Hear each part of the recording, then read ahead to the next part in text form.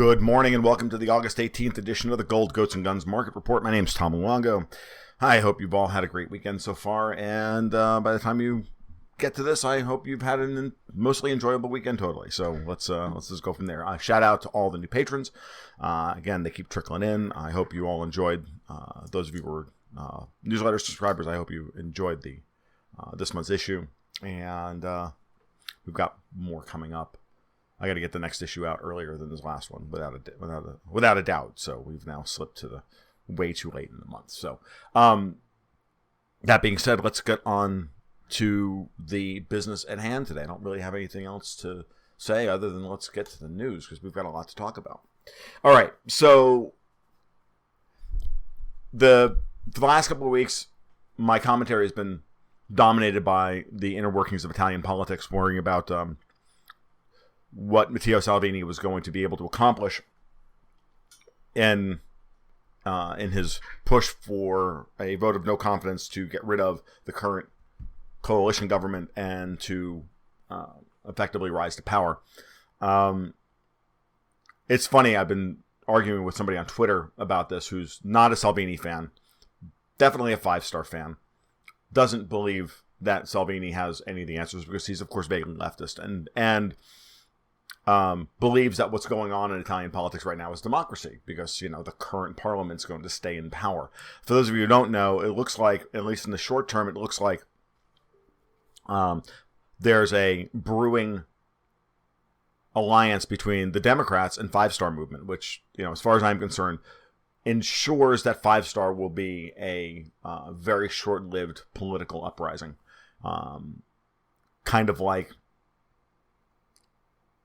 It's actually worse than UKIP because they got into power and then they became, and then they sold out in order to stay in power. Because Salvini, if he were to pull the vote of no confidence off, would remove Five Star from power. He would most likely have he would actually wind up with very, very high odds of him winding up with an outright majority, and if not, then he could probably cobble together a coalition with the Brothers of Italy or possibly even Forza Italia, but as well. In the short term, it looks like he's played it badly. It looks like they're going to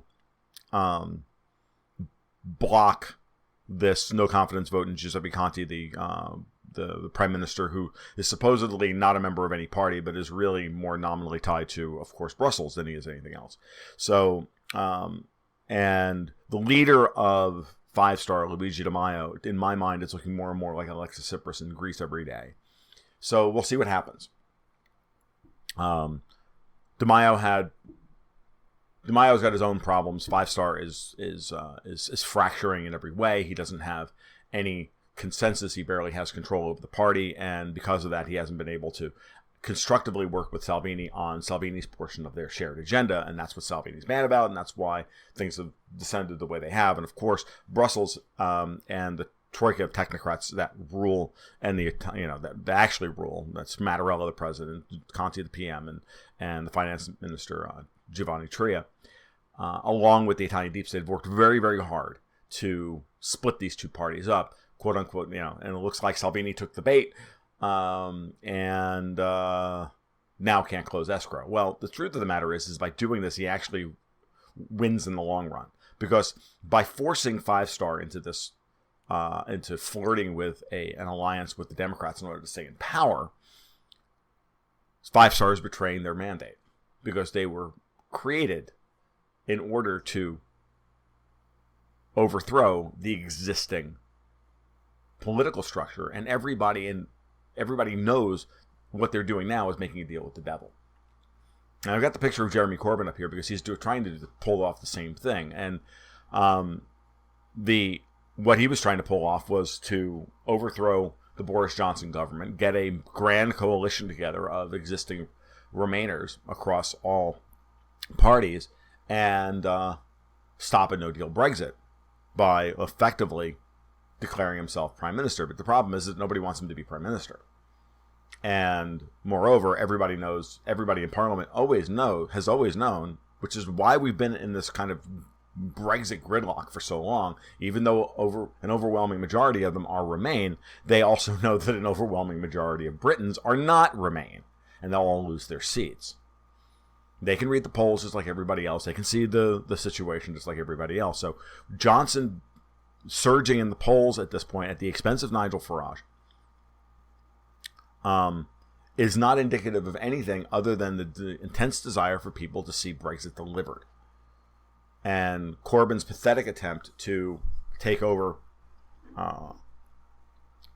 the British government and do the will of the people who were arrayed against him. Because you remember that Jeremy Corbyn is the most unpopular Labour leader of all time. He's not a globalist.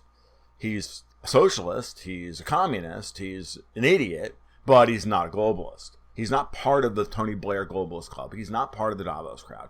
And in that respect, having him become prime minister is actually worse than Boris Johnson taking them out on a no-deal Brexit. And that's at least the way they see it at this point. And that's why, you can see that when people like Dominic Grieve refuse to back his play. So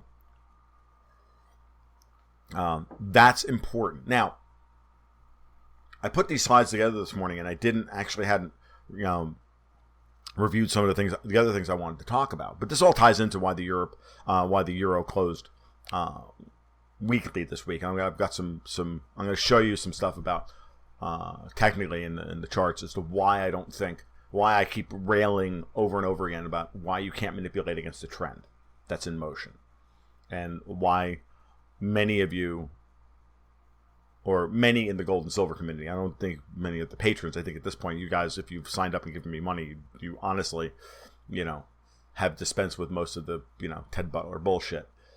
I'm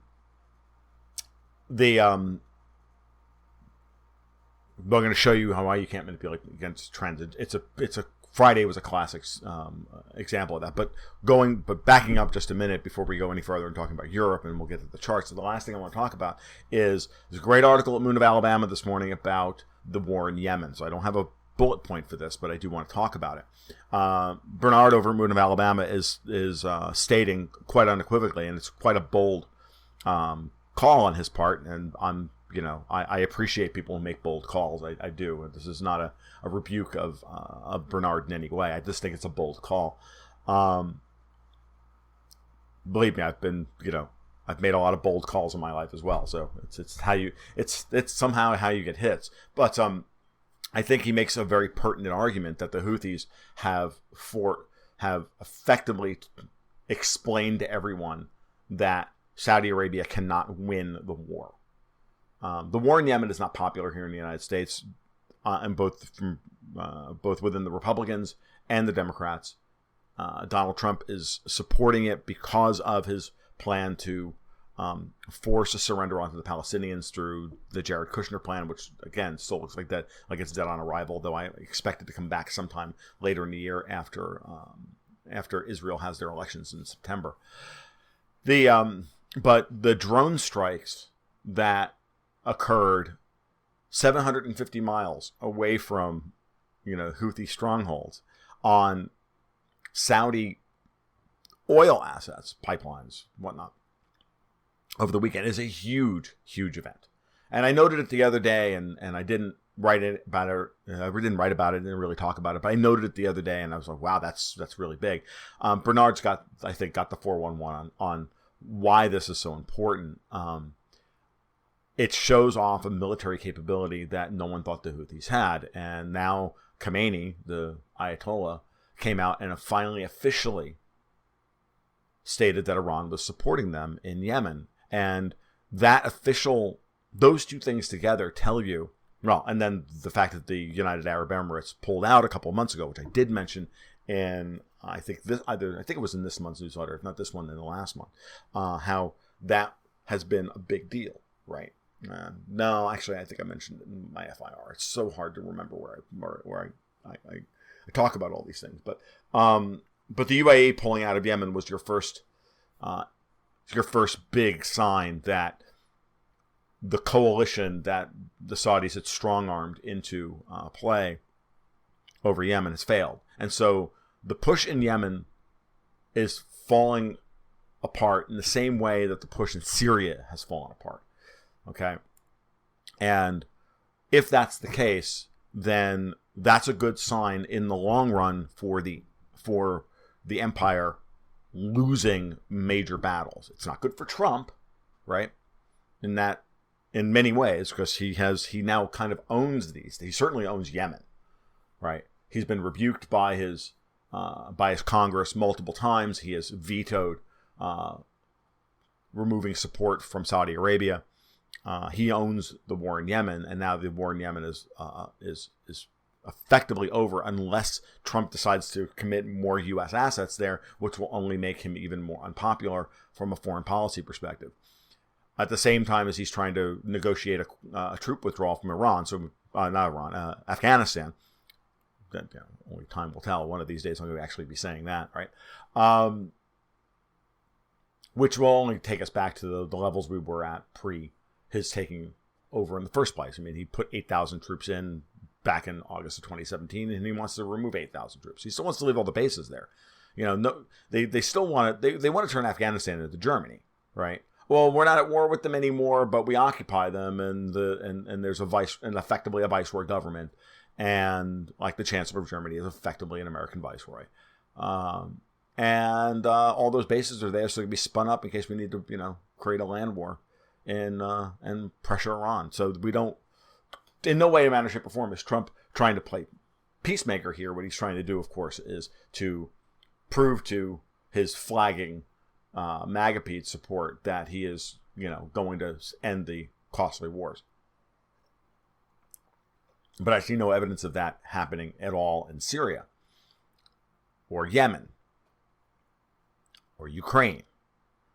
So until he actually does any of those things in a substantive way, until something changes with policy and personnel, we're on a continued path. And I said originally when he refused to shoot down that Iran.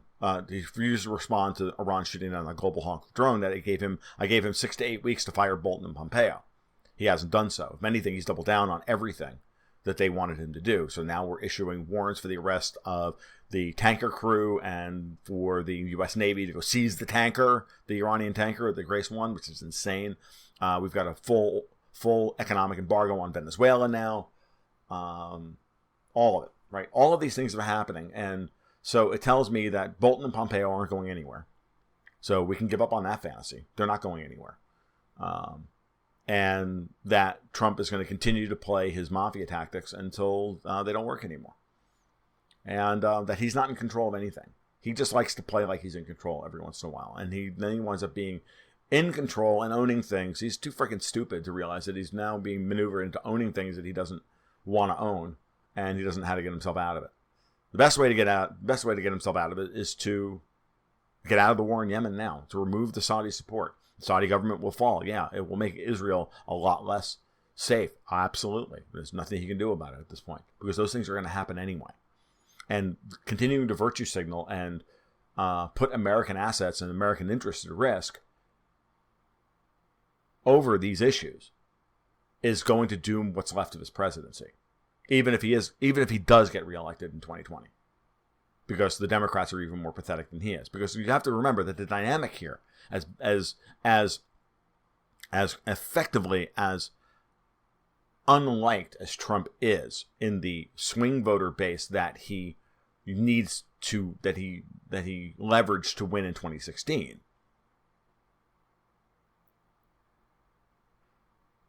He's still in the similar position that the Tories are in England, which is that nobody wants Jeremy Corbyn to be president. It's like nobody really wants Elizabeth Warren or Bernie Sanders to be president.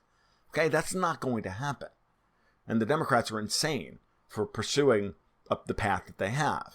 So, it just means that Trump could win in a default at this point and could wind up owning all these terrible foreign policy arrangements similar to George W. Bush. He's being put into the same position that George W. Bush was put in.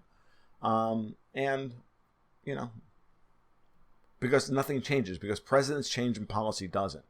And, to those of you who, want to believe that, it doesn't matter what Trump's, initial state was, whether he was a stalking horse or whether he was genuine or not, it doesn't matter. At the end of the day, this is far bigger than him.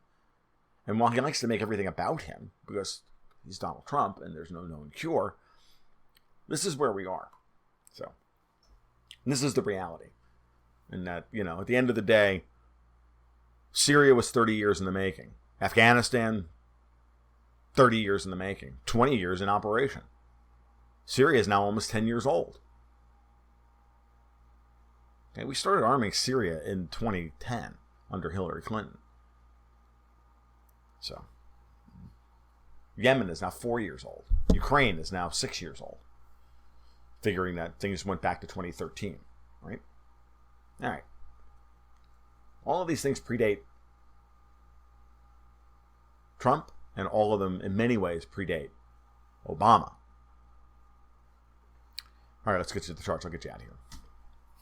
Let's talk about gold real quick. Nothing really great to report here other than gold looks good. Stage 1, here's your liftoff. This stage 1, we talked about this on Wednesday. Stage 1's complete. Boom, we move higher.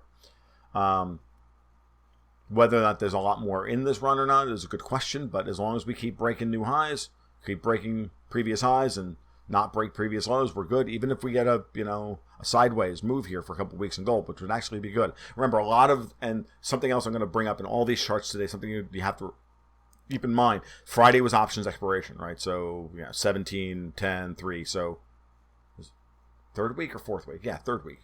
Yeah, third Friday of every month. It was OE, right? Yeah, so it being options expiration, was a lot of hinky stuff that went on in the markets on Friday. Now that we're clear of options expiration for the rest of the month, lots of interesting things can happen. But that being said, gold is certainly it's probably true in the silver chart. I'm not sure if I have the silver chart for you this morning. And if I do, I didn't update it. It's an artifact from Wednesday. But we'll talk about it.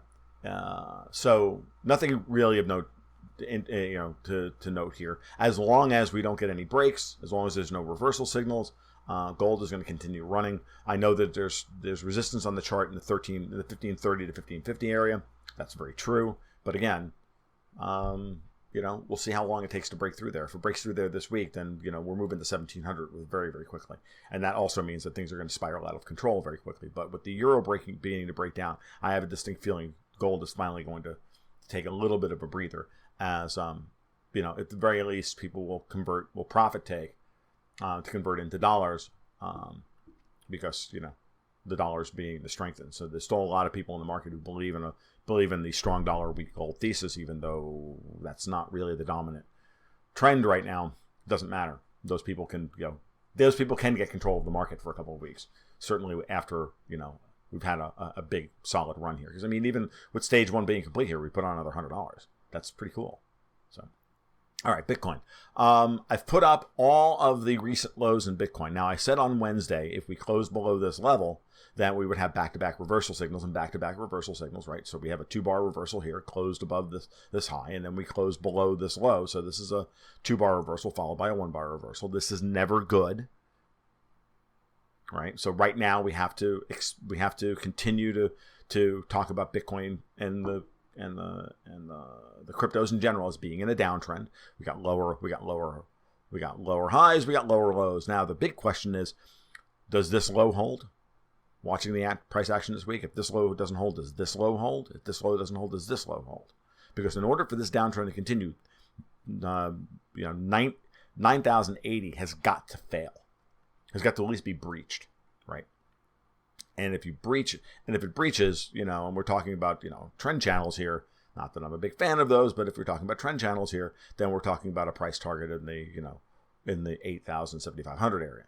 Okay. That's how far above the channel bottom that Bitcoin's trading at this point. So is the downtrend over and we're now getting into a coiling pattern? Possible. But unconfirmed at this point. And the only reason it's unconfirmed is because of this back-to-back reversal signal. This scares me.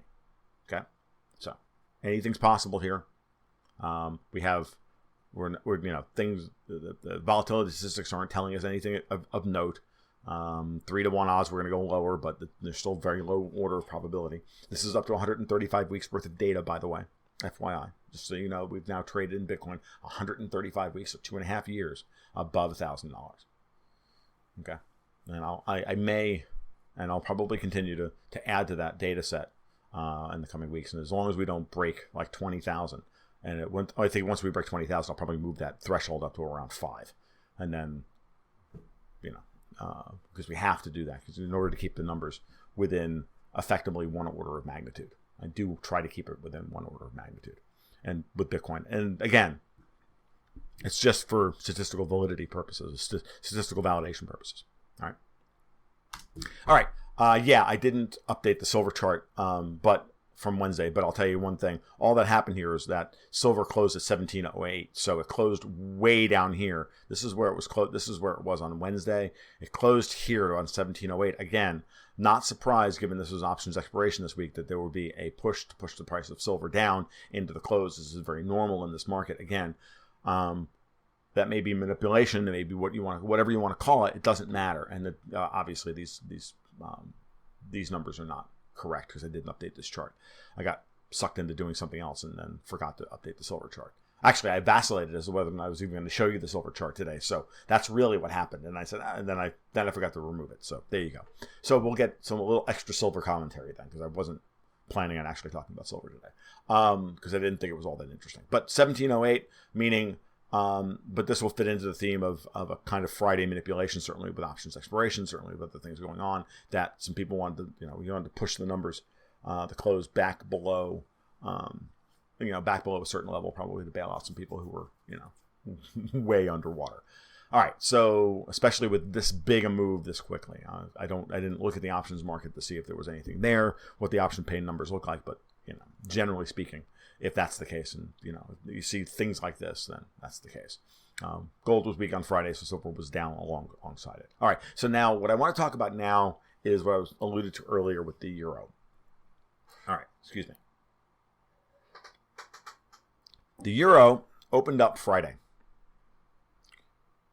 clinging to $1.11. And we all know that we've talked about this many times. $1.11 is massive support on the long-term chart. Let me see. Do I have it here? Yeah, I do. So here's $1.11 on the long-term chart, the weekly chart. You can see how many times we've attempted to break down below $1.11. We've broken down below it, but never really closed below it. Every time there was an opportunity to close below $1.11, someone has come in to hold the price up. Okay? Now remember, in the context of tens of trillions of dollars of European sovereign debt trading at negative yields now, the entire German yield curve is trading at a negative return. Okay? So, a drop in the currency is going to make those bond positions worse. Right? It's going to undercut the value of those of that negative yield even more. It's going to make them even more negative yielding. If you're worried about bond prices falling and yields rising, you want to defend the currency, right? So defending $1.11 is very important. So over and over and over again, we keep getting these moments where, especially in the last couple of weeks, where we flirt with closing below $1.11 and then something magic happens, right? So last week we had a reversal, a one-bar reversal to the upside. We ran into the euro, immediately ran into resistance at $1.12.5, and then started to fall off. And then this week reversed again. So we had a one-bar reversal here, and followed by a one-bar reversal because we closed below this low. So these are back-to-back reversals, and like Bitcoin, again, these are things you need to be worried about. Now, we finally get the actual close at 5 o'clock when all the markets close on Friday afternoon below $1.11, and that's the information I'm charting on a regular basis. Okay? But look at what happens here. The European Open is here. This is 3 a.m. New York time. We got a one-bar reversal down on the 30-minute chart. This is the 30-minute chart, because the 15-minute chart from investing.com was all screwed up. So I had to go to the 30-minute chart. So we got a breakdown here. We got a one-bar breakdown, and then we get a follow through, and then we get a huge run down to 110.62 or whatever. And then miraculously, and this holds throughout the, New York opens and it goes lower because here we are at around 8. So here we are at 11, 10, 9. So here's the New York Open, and here, right, 7:30, 8 o'clock, it fails again.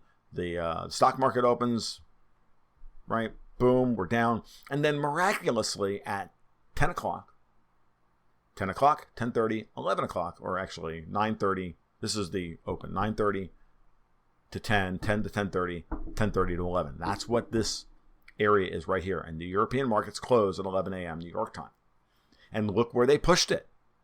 Back above $1.11. This is painting the tape.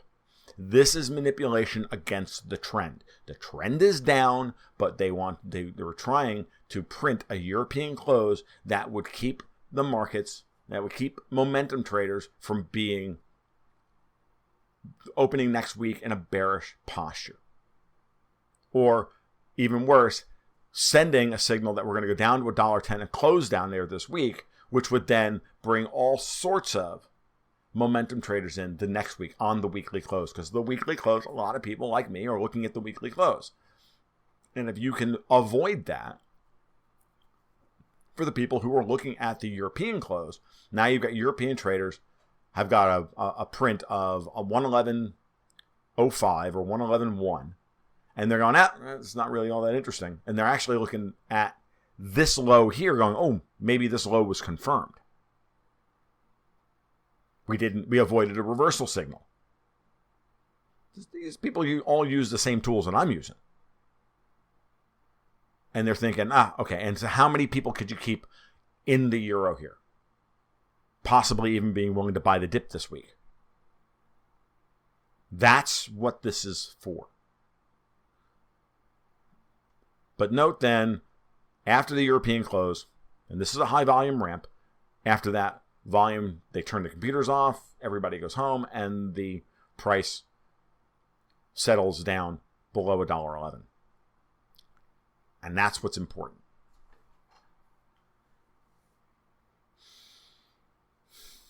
So the euro is trying to break down here. There are massive forces arrayed against it breaking down. And there was a lot of noise in the European markets on Friday about a last-ditch effort by Jeremy Corbyn to take control of Parliament to stop a no-deal Brexit. Well, why do you think that was? That trial balloon was floated during the same period of time. Okay. That is trying to manipulate against the trend. The trend is down. It's not going to work. Yes, they can forestall a breakdown for a week, 2 weeks, 3 weeks, a month, 2 months, a quarter, but they can't forestall the entire thing. They've already forestalled the breakdown since June. For all of Q3, late end of Q2 and into Q3, they have forestalled the breakdown in the euro. But it's not going to work. The euro is going to $1.03. And the euro goes to $1.03, gold is going to $1,700. But if this starts to break down, and if this lets loose on Monday, tomorrow, this afternoon, when we watch the euro markets, the currency markets open this afternoon, if we start to get a follow-through action down towards $1.10 on the euro, I don't expect gold to spike on this. You'll see you'll see money flood back out of gold and back into the dollar, and because there will be real liquidity concerns, there will be real capital flight concerns, there will be all sorts of stuff, people scrambling for dollars as the euro breaks down. That's what's going to happen. People are going to be buying the dollar, selling the euro, and probably selling gold. Whether that's a long-term arrangement or not is a different story. So we may get some weakness in gold this week. That would be okay. We may get some weakness in silver this week. As a matter of fact, I fully expect to see, if gold trades sideways, I fully expect to see silver down 50 cents. Like they'll try and paint a horrible long tail on the silver weekly chart. Of course they will. That's what they do. Okay. That's why I don't even get upset when I look at a lot of these things anymore. I'm just like, yeah, okay, I get it. And so I just wanted to let you know this is what I see when I'm looking at these things. I was watching the markets on Friday and I was like, come on, guys, give me a break here. I mean, how ham-fisted do you have to be? Okay. Oh, sorry. All right. So the last thing to talk about is the Dow. We did get a violation of the last week's low on the Dow this week, though it was a relatively speaking strong close. We're closed above the midpoint of the bar. It's still a downtrend. It's still an ugly downtrend. It's one that we're down, then we're up, then we're down, then we're up, then we're down. So there's no overall bearish sentiment here. There's no we're not getting into panic levels of bearish sentiment, so there's no reason to believe that we can't see another low here. This is the important level, but this area could wind up becoming an important low. And if it is, again, it's a noisy, ugly uptrend, but it's an uptrend nonetheless. So, pivotal week in the Dow this week. Can this area hold? Or are we going to this? Or are we going to challenge this? Because if we challenge this, now we're setting up in a kind of ugly and volatile trading range. But as long as we continue to make higher lows and higher highs, the Dow is from a weekly perspective, the Dow is still technically in good shape, even though it's giving us huge warning signs that there may be bigger problems. Okay, you got to remember that conventional wisdom dies hard. There's a reason why it's called conventional wisdom, because everybody thinks is the way things work. And it's not like the Dow couldn't use a correction, of course. But the question is, with the euro breaking down, and we get follow through here, do you really think you're going to see a follow through down on the dollar? Because once the euro starts to really break down, it's going to put tremendous upward pressure on certain European sovereign bond yields across the board. And once that money starts to flow out, where is it going to go? I mean, we're going to take the U.S. Treasury yield down to 0%. It's very possible. But some of it's going to wind up in the Dow. And that's going to continue to support the price. Okay, so that's what I got for this week. The thesis that we've been running with still holds. Everything is really beginning to pay off, from week to week. The markets are moving kind of exactly the way I expect them to. All right, so there you go. That's what I've got for you this week. If you have any questions, you have any commentary, things you want me to cover or whatever, and if you have asked me to cover things and I haven't done it, it's because it's slipped my mind, and I have terrible operational control if you guys haven't figured that out by now. So please leave comments below. As always, be well. Have a great day. Have a great week. We will talk Wednesday. Keep your stick on the ice.